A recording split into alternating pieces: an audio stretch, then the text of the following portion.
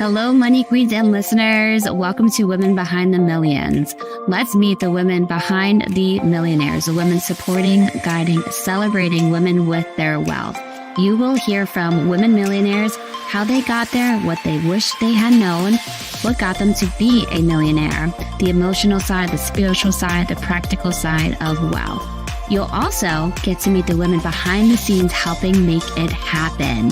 Let's dive into Women Behind the Millions. I am Jessica Weaver, your host, best-selling author of 3 books, wealth advisor, and founder of the Women's Wealth Boutique. Let's start meeting the women. Hello and welcome to Women Behind the Millions. We have a juicy guest here today with us. I'm so excited.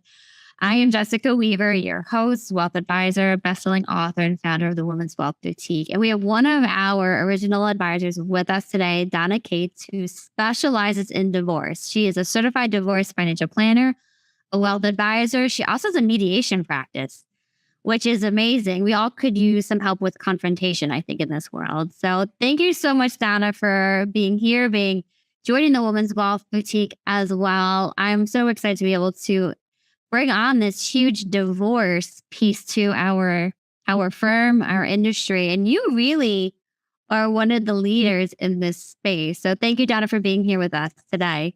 Thank you so much. I'm very honored to be here. And I think it's kind of a sad thing that divorce is such a big thing, but I definitely am glad that I'm able to help folks in that position. So it's an emotional time. It's a stressful time, overwhelming. When do the women usually come to you? Is it before the divorce or right? Divorce is starting to come into their mind more and more. Is it during the divorce process on the other side of divorce? Well, and it varies. I have people that come to me a year or two before they're ready to literally make a decision.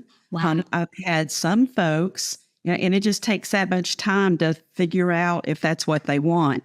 I have some folks that come to me after they've already hired attorneys and they're in the divorce process. They're actually working to negotiate a settlement, and everywhere in between. So there's no right or wrong time to come, just come. Say. Yeah, but what would you recommend? When is a good time to bring in a divorce professional who focuses on the money? Okay, that's a great question. And I will tell you the best time is as soon as you think that you might be going down that road. One of the things that I focus on in my practice is helping women make smart decisions about their money, because so many times, even though we're intelligent and we have all the capacity to do the money things, a lot of times we'll kind of push that off to our partner just because we all have too much to do. So with me saying, hey, if whether you're divorcing or not, we really need to get our head around the money stuff. But if there's any inkling that divorce is in your future, now's the time to really pull together all of your financial data and start understanding what your financial household looks like, because you cannot go into divorce blindly. Many people do, but they regret that when the divorce is finalized. Great point. Don't go into anything blindly. Whether you're starting a business, you're retiring, or divorce, all of these things come down to the money. And huge to be able to have an advocate like you on their side to help them get involved. And I love that you said it doesn't matter if you're going through a divorce or not. Start understanding and becoming aware of what's happening with the money. Right. Amazing. Now, you didn't start your career as a financial advisor. What got you into the business? And then we'll touch on after that how you started to focus on divorce, why you went that way. So, Donna, how did you start your career? Well, I actually was working with the Army Reserves. I was not in the Army. I was a civilian. Okay. And I worked in the manpower and then budgeting aspects. So I was always involved in the resourcing. How many people do we need to do these missions? How much money do we need to make these things happen? So that was where I started straight out of college.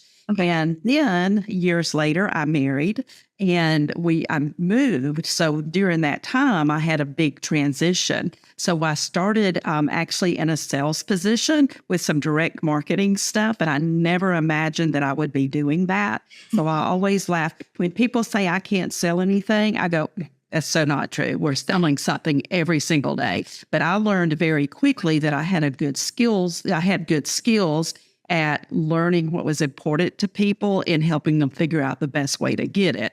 So a friend actually approached me when I was working in that business and said, have you ever thought about being a financial advisor? Because I really think it'd be good. So it's not something that I sought out. I literally said, And the timing of that question was perfect, because if it had been 6 months earlier, I probably would have never considered it. But I said, what the heck, let's check it out and see what that's about. And I did, and the world opened up, and I was really excited because I discovered that I could really make impactful transitions with people by doing this type of work.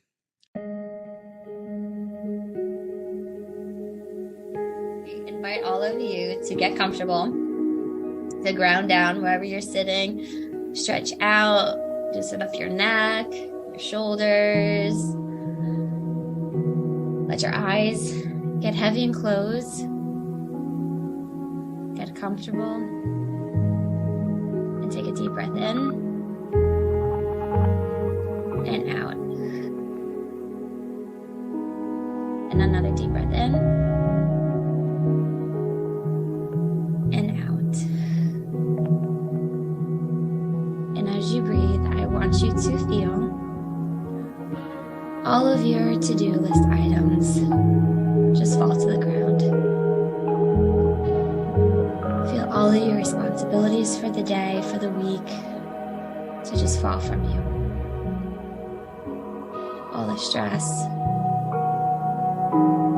all the fear, just leave your body. And as you breathe in, I want you to breathe in this light. Picture it in the middle of your chest. See what color it is. See how vibrant it is.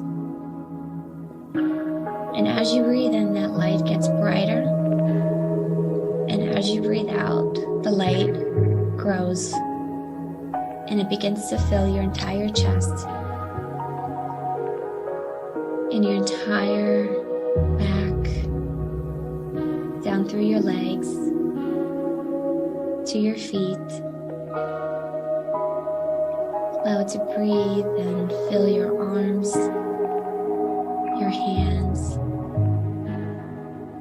your neck, your head. And it starts to fill the room you're in. It fills the building or your house that you're in. See it filling your entire town, your whole state. See it filling all the states around you, all the states in our country. See it moving all across the world.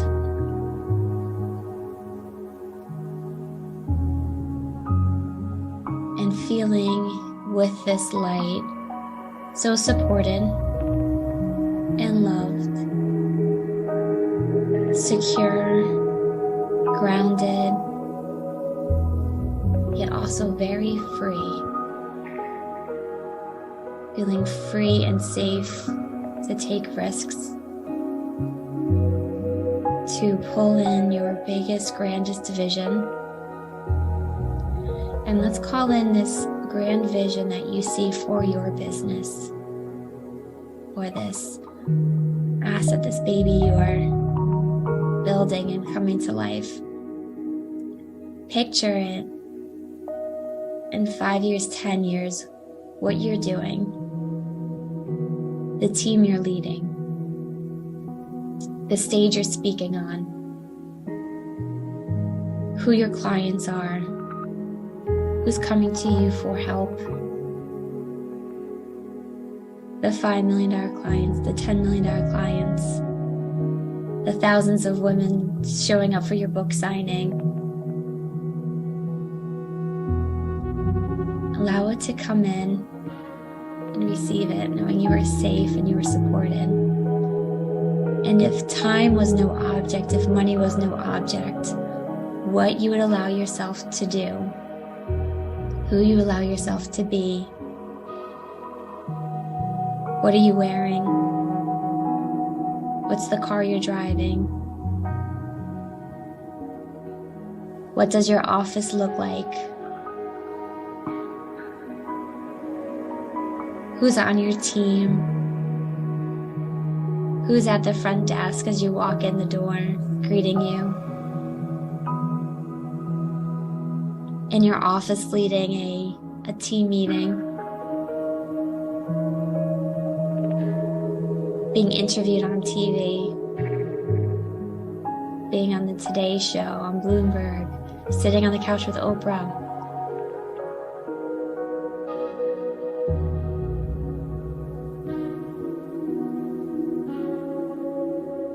And know that if you are seeing it right now, it has happened.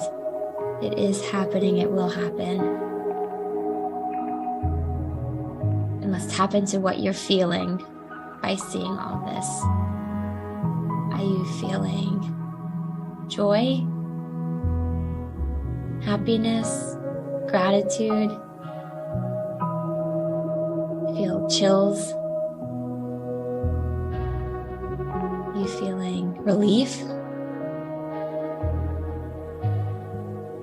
Peace? Excited?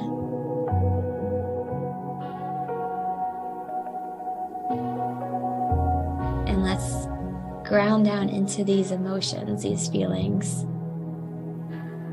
And may you have these feelings and be able to tap into these feelings all day long, all through the week, through the month.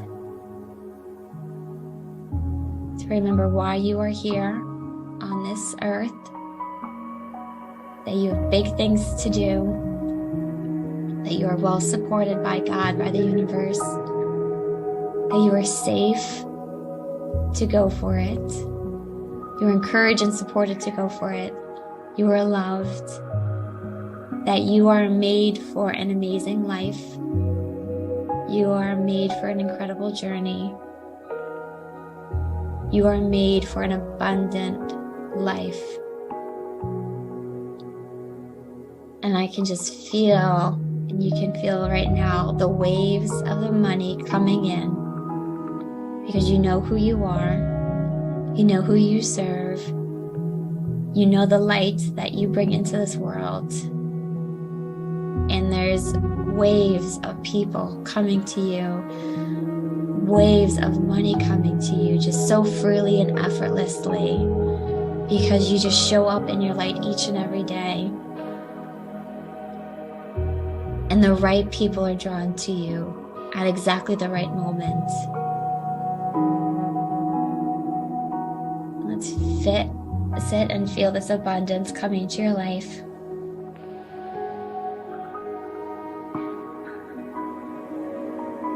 Take a few more breaths in, feeling all those wonderful feelings, all those wonderful emotions.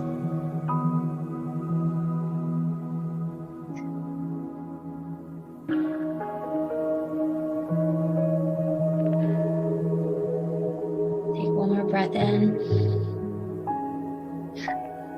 knowing you can tap into these emotions at any point. When you're ready, you can open your eyes.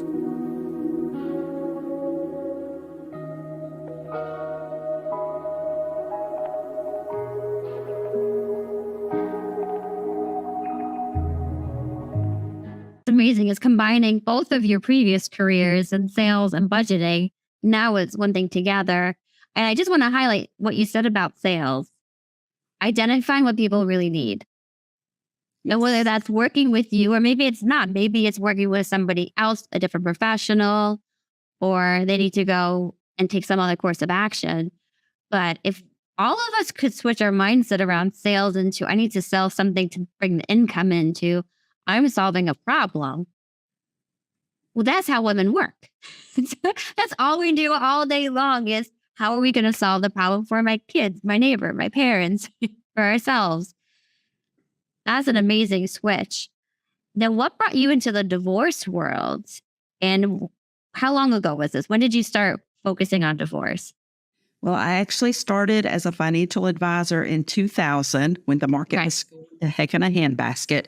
And it was literally within 2 years that I decided that I really needed to focus on the divorce world. Early on. And that was because I was being referred clients from divorce attorneys post-divorce. They were sending their women to me because typically the woman didn't have the primary relationship with an advisor if they were working with an advisor at all. And the attorneys said, you need somebody, go to Donna. But what I determined was that they didn't understand how they ended up with what they ended up with through the divorce process. And they were not making informed choices. And that's not to blame the attorneys, because the attorneys aren't financial experts. But the clients that were being referred to me, they just didn't know the right questions to ask, or the things that they needed to be concerned about, or what impact a certain decision might have on their financial well-being. So that's when I said, there's a gap here, and maybe that's something that I can fill. So that's when I learned about the Certified Divorce Financial Analyst designation, and I went wholeheartedly straight into it. Wow. Again, you were problem solving. There is a problem. There's a gap here. What do we need to do? Let me ask you, have you noticed a difference with the women who they come to you after the divorce, with the women who come to you before the divorce, how they're both feeling after? Oh, absolutely. The ones that come to me after, they're typically depressed. They're scared. They don't know how they're going to make ends meet. They and just lack confidence because they still don't understand anything about the money. And are they kicking themselves? Yeah. And really feeling guilty and blaming themselves, all those things that just create more havoc. And the overwhelm. I would just imagine you're stepping into a whole new world. Now you're divorced, or your whole new lifestyle, maybe new house, everything. And now getting thrown the money on top of it. It's just got to be too overwhelming at times. Absolutely. And one of the things that I help people with, those that are fortunate enough to come into my world prior to divorce, is literally learning how to define the steps that are involved and breaking it down into itty bitty baby steps. Because the thing is we can think of, there's 10 things I need to do. Oh my God. Okay. I do one or two, but then I get so overwhelmed with everything that I quit doing anything. So it's deer in the headlights, afraid to do anything, can't take the next step. Right. So that's one of the things that we actually do, is break everything down and say, okay, what are we going to do today? What are we going to do tomorrow? I love that. Just focusing at one step at a time, one day at a time, because you look down that to-do list and it will just be too much, overwhelming. But you still understand exactly how these steps are building. Correct. And getting them there. And that is huge. Yes, I've always noticed when I get overwhelmed or my clients get overwhelmed, we avoid things. We procrastinate, we make excuses, or any kind of reason to justify avoiding it, because there's only so much we can handle in a day, right? We're already busy enough to begin with. And add on top of that, the emotions that we're carrying through all of this decision making, that in itself just weighs everyone down. And you're grieving. You're a part of your life, a future that you're not going to have. And I'm sure when you ask them what they even want for their life, they can't even think that far. They just want to know how to get to tomorrow. Each lady at the Women's Wealth Boutique shares their asset, their magic that they bring to the world. Bringing women together for the greater good is my greatest asset. Uniting women to make huge impacts on women with their wealth. Money is power. Money is a tool to get you the life you desire, to make your own impact, your own legacy. You are worthy of this wealth. If you don't believe me, you can hear it from every single woman at the Women's Wealth Boutique. Hearing new beliefs from experts is another way to rewire your brain. So let's begin with your own healing. You are worthy to invest in yourself. You are worthy of millions, of billions. You are worthy of God's blessings. You are worthy of all the desires you've ever had. You are worthy. We aren't called financial trendsetters for nothing at the Women's Wealth Boutique. Each journey with these ladies, you will see new, innovative, trailblazing strategies that we use with our clients. Our mission is to impact millions of women around the world with their wealth. We are doing things differently at the Women's Wealth Boutique. We are challenging the status quo at the Women's Wealth Boutique. We are here for change to disrupt the financial industry.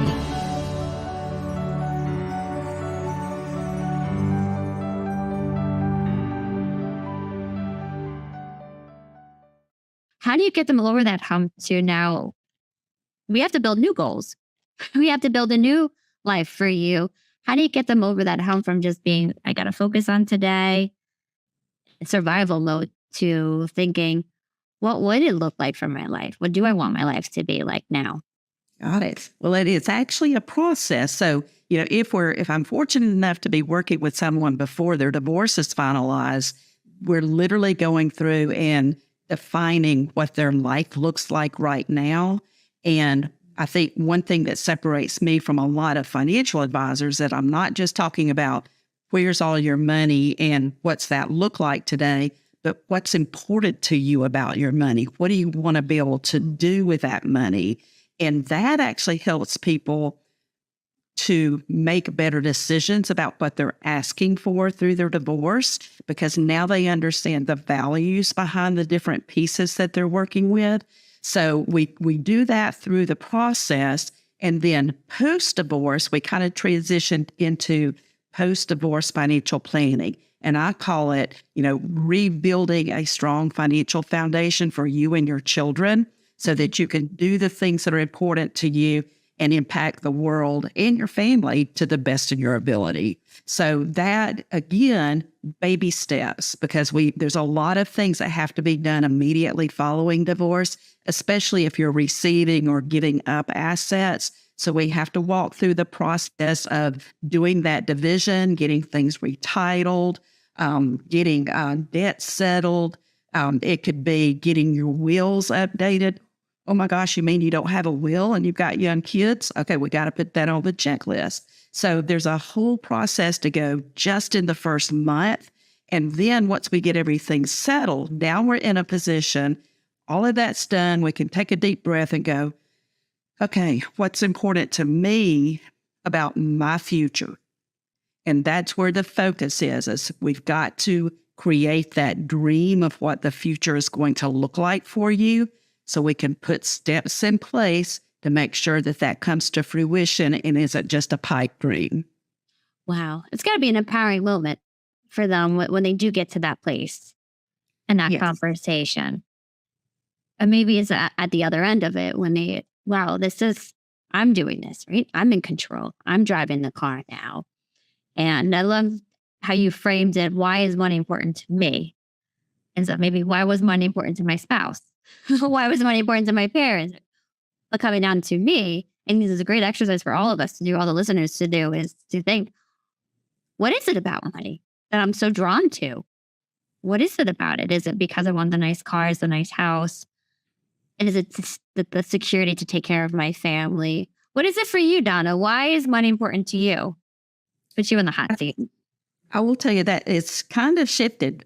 Money initially was important to me because I was taught that I needed to make money.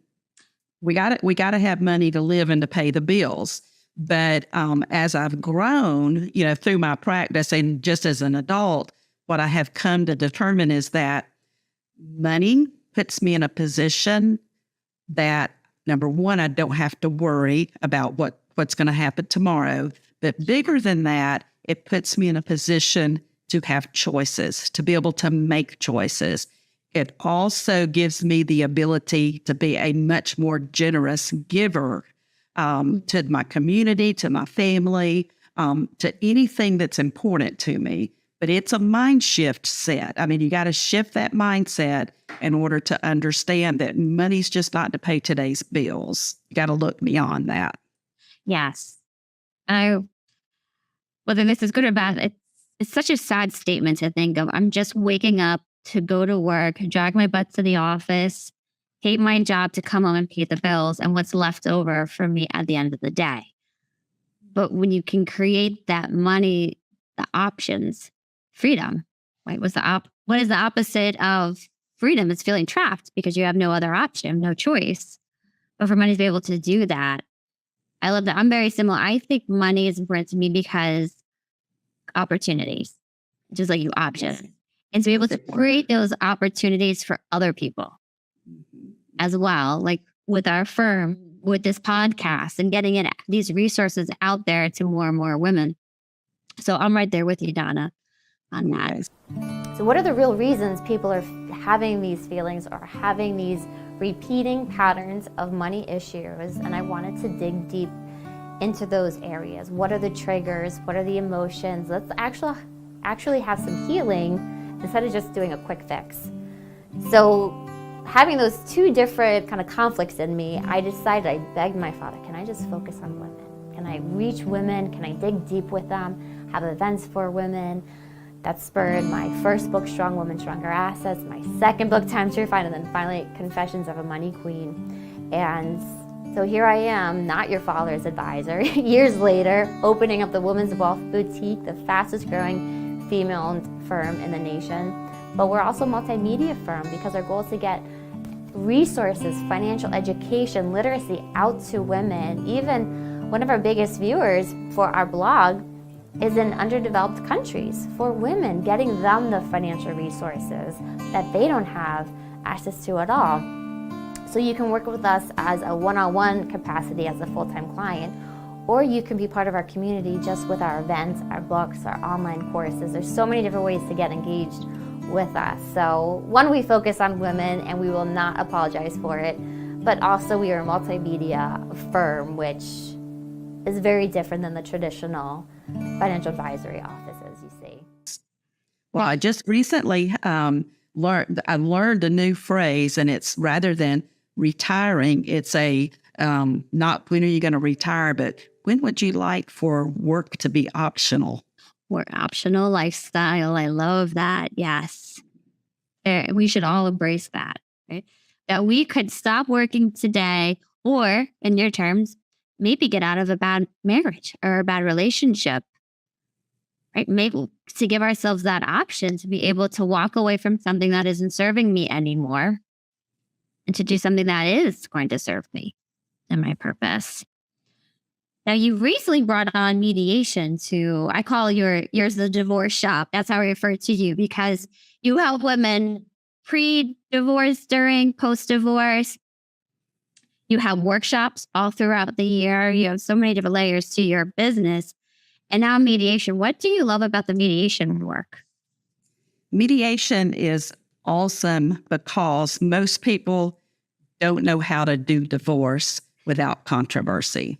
And literally by doing divorce mediation, two parties come together with a professional who is a totally disinterested third party, no skin in the game, but they're having a conversation with somebody who can coach them and guide them on making good decisions together. So it's rather than fighting over everything, having an attorney say, you have to have this, or we need to take him to the cleaners. Now we're literally working together. Both parties are working together to negotiate something that's going to be okay with both parties. Now, the reality is when you start with one household and now you're dividing it, life is going to look a little bit different financially. And even, where you live and how you live. But the key is that we don't have to get in a litigated conflict resolution. situation in order to make decisions about how we're going to divide everything that we have together. So you're not leaving it up to a judge to make that decision where there's no guarantee that you'll both be happy or fine or okay, as you put it, with it. What do you think are the sticking points that you see with a lot of couples when it comes to dividing assets, or maybe it's custody? What do you see a lot happening? Well, and I'm not an expert in the parenting planning and child custody and that issues. I always refer those folks to another professional for mediation as well, because everything can be mediated. But the big sticking points are the mindset of ownership. And this isn't a diss against men, but a lot of men I have found over my career, they think that they are entitled to their pension and their 401ks. They earned it. It's theirs. They're not going to give any of it up. So that's almost always something that has to be worked through, because the reality is in most states, the courts are going to go, you get 50-50. So whatever you had as a household is going to be divided.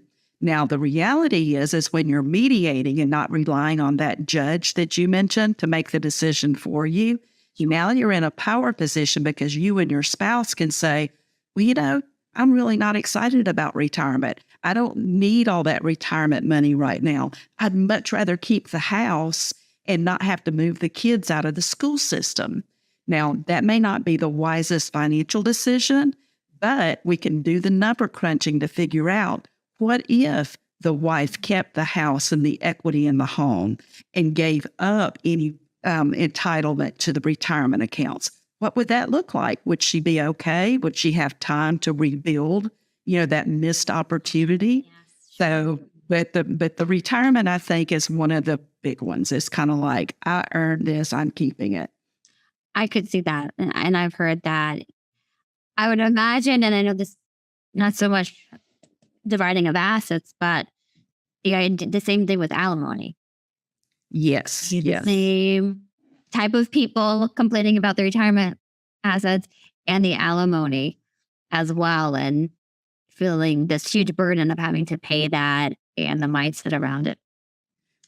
Hi everyone, my name is Camille Letta and I am the Director of Operations here at the Women's Wealth Boutique. I'm so excited to announce that our firm will be rolling out a new service for estate planning. I know you're probably asking, why an estate plan? An estate plan allows your voice to be heard after you passed away. An estate plan provides you with control as far as how your assets are divided and distributed. It helps your family avoid probate and reduce the risk of disputes between family members.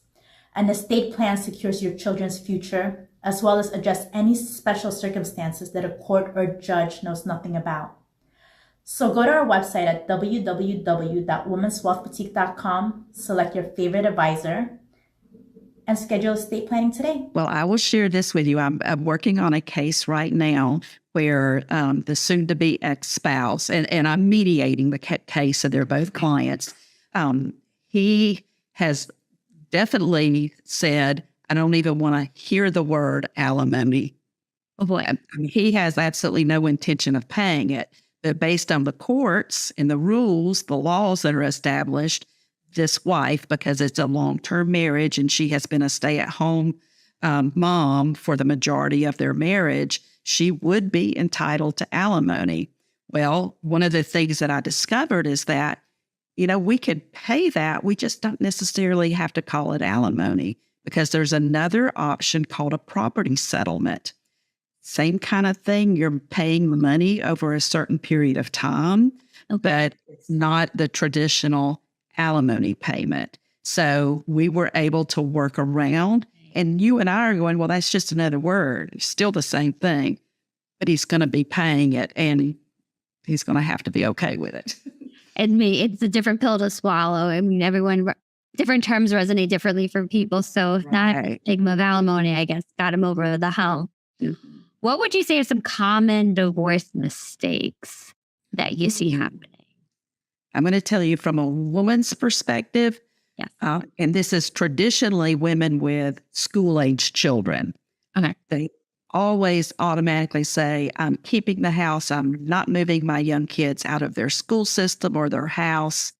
And the unfortunate thing is they don't give any consideration to what that means to them financially. So just a couple of things that I'll point out without going into all the details. If you're going to keep the home, number one, if the house is already in a joint, there's a joint mortgage, now you've got to have that mortgage refinanced in just your name. Okay. So if you don't have earned income and you're going to be relying on alimony or child support or property settlement, it's going to be at least 6 months to a year before you can even get approved for a mortgage, because you got to have income to support the mortgage payment, right? The bank's not going to underwrite you if you don't have a guaranteed source of income. But then the second thing is that let's say that you cross that hurdle, but you still have no clue what the cost is associated with running the house. A lot of people think, well, I can handle that mortgage payment. I had people tell me it's costing me as much to live in an apartment as it is a house. And I say, probably not, because in the apartment, you pick up the phone and say, come fix my water or come fix my AC. In a home, you're calling somebody and paying them to do all of the repairs. You have to pay for the pool maintenance. You have to do the yard maintenance. There are all kinds of costs that are associated with a home as well. So that's one thing I help people with, is really digging deep and defining all of those expenses associated with a home so they truly understand, can I afford to be the sole owner of this property? Or does it make more sense for us to consider selling it, splitting the proceeds, equitable distribution of the equity in the home, and maybe buying something else? That's one big issue, is the mortgage and keeping the house. Another is foregoing retirement, especially younger people. They just don't appreciate the value of that future money and that earning. Compounding interest. Right. The compounding interest of this retirement account that they're giving up today, and what a difference that's going to make for them down the road. So, you may say, using the example we mentioned a moment ago, that I'm going to give up the 401k because I want to keep the house. Well, the equity in the home's not going to put food on the table. It's certainly not going to money. Right. It's not going to write you a paycheck when you do retire, because that's what the retirement account is doing. You turn off your income spigot, and now you've got to generate your own income. So and that's why I love doing the divorce financial analysis work, because we're able to literally show people not just what their situation will look like the day of the divorce, but a year from now, 5 years from now, 10 years from now. So they're making informed decisions when they say, yeah, I hear you, Donna, but I definitely want to keep that house and I'm giving up the retirement. They know what they're up against. 2 things I wrote down today.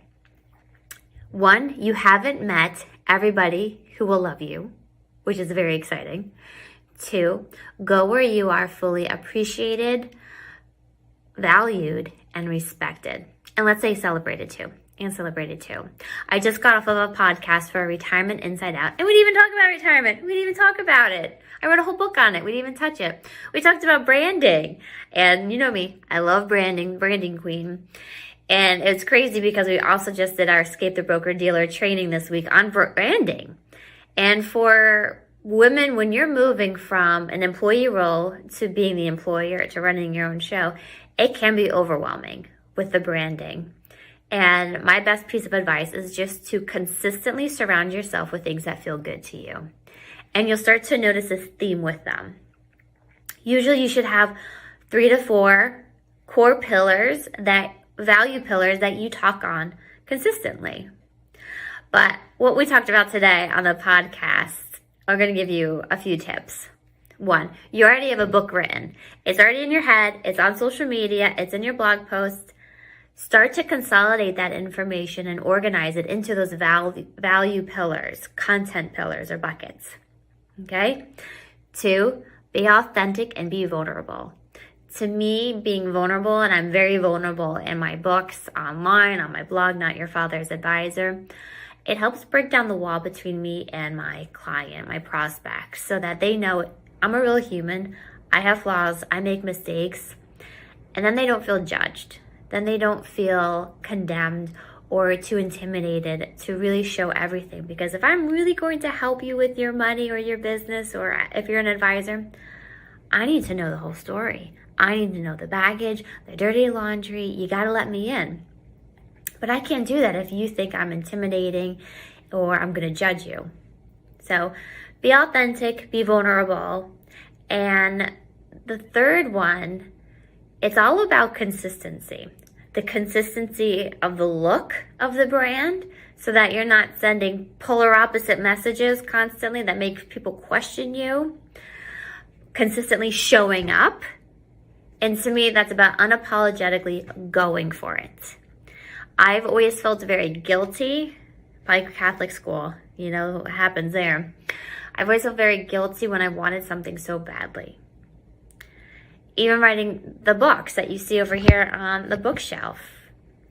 I feel guilty taking the time to write the books, even though each book I wrote made me a better advisor.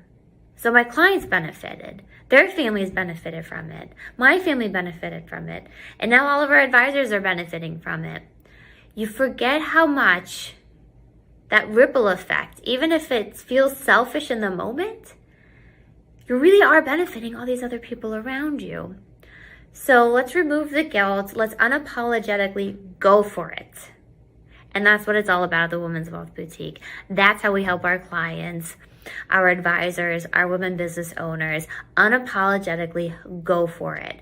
Removing the guilt, removing the obstacles, giving them a path forward, and celebrating them where they are today, but also where they're going, and to not make them feel guilty over where they want to go.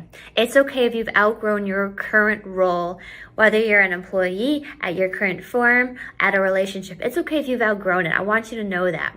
You can take that step and still be you and find your right home. And that's what it feels like for all the women at the Women's Wealth Boutique. That's what we strive for. So I hope I can see you there. DM me, message me, comment if you want more information. We have to give them their choices. You can't force anybody to choose any differently, but as long as you educate them, it's up to them, and they're making an intentional decision then, and not blindly making that decision. But you're right. And you think about, how old is the house? Does it need a ton of repairs? Or did we just replace everything? Is it brand new? But I see that all the time. We forget how much a house costs, just the maintenance. And I'll share another bit with you. This is another mediating couple that I'm working with. They literally just got their house sold, and that was probably 3 months after the mediation and divorce was finalized, that they ended up having to they decided to sell their home and split the proceeds. Then they were going to split those proceeds equitably. So we had already mediated everything, but what ended up happening is the husband, who was keeping the home or in the home until it sold, discovered that he had to spend about $30,000 to get the house in showable condition. Oh, boy. And, some bickering ensued because that was going to use the proceeds that had already been divided. Well, that expense had to be divided between the two as well. So they both just got less money, post sale of the home. But, that's the reality. So that's true. Thinking of some of our divorce cases, and it's the same thing. If I kept the house, I'd be bleeding money into it. And is it worth it at that point to keep it? And for how long? Very true. Yeah. So, well, you keep or sell the marital home, get informed. What is crunch the numbers? What's the true cost of running the household and maintaining it? And then retirement assets. You're kind of trading future dollars for today money. And then how are you building it back up? All very good points, Donna. Women are born connectors. Yes, we'd love to talk. We are comfortable crying around each other. But this is also what makes us real. We embrace being vulnerable with one another, and this dismantles that wall, the barrier that separates us from our clients. We aren't intimidating, we are real and honest. We aren't here to judge you. We are here to guide you. Women seeking their own healing from the traumas of life. We focus on personal growth because if we grow, everyone around us will grow. That's how it works with women. That's how it works at the Women's Wealth Boutique. We bring everyone up with us. I'm grateful for the men in our lives to embrace this quality in us, who are comfortable in their own skin to take a step back so we can shine. I'm so thankful for the blessing of my own husband who lets my pink light shine all over. We work with and support all women in the financial industry at the Women's Wealth Boutique, female advisors, professionals, investors, and clients. Our mission is to guide women to invest their money where their heart is, whether that is in themselves, specialty investments, real estate, their own business, to help women spend where it feels good to them, not to anyone else, and to be who they are meant to be at the Women's Wealth Boutique.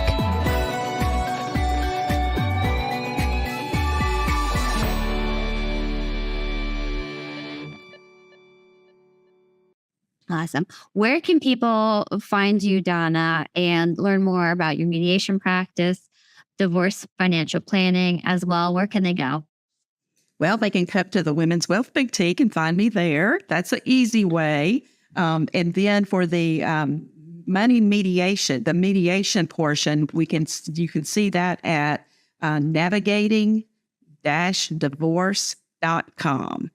Oh, fantastic. Thank you so much, Donna. What would be next steps for somebody listening to this? What should they do? They're thinking about divorce, they're in a divorce, they're in it, or they're trying to get out, finalize and implement the divorce settlement. What should they be doing? I think the best thing to do is to go ahead and reach out to me. The first step, no, seriously, because what I want to do is to share with you a document. It's a financial checklist. It's an exhaustive list of all the documents that you need to be gathering.